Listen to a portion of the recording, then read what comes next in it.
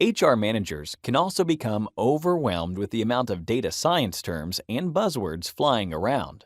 This means they sometimes label job positions in a misleading way. Thus, you can end up confused about how to match a job title with a discipline. So, what are the job positions for each of the activities you see on the infographic? Data Architect and Data Engineer and Big Data Architect and Big Data Engineer, respectively, are crucial titles on the market. A person in these roles is regarded as a very important part of the entire process of solving a data science or a business task. A data architect creates databases from scratch. They design the way data will be retrieved, processed, and consumed. The tasks of the data engineer step on the work of the data architect. His primary job responsibility is to further process the obtained data so that it is ready for analysis. So, the result of his work is something analysts and people in analytics positions will heavily rely on: a clean and organized data set. Great! In fact, the data in a database is not created once and for all. You have a certain flow into and from the database, and there is a person who handles this control of data. Her position is Database Administrator, and she mainly works with traditional data.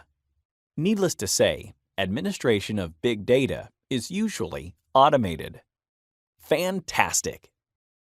A BI analyst will do analyses and reporting of past historical data. What a BI consultant does exactly is vague, though. BI consultants are often external BI analysts.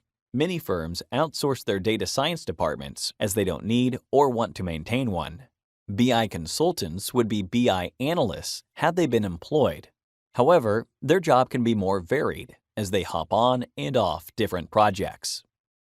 Finally, a BI developer is a person who handles more advanced programming tools, such as Python and especially SQL, in order to create analyses specifically designed for the company. It is the third most frequently encountered job position in the BI team of a firm. Lovely!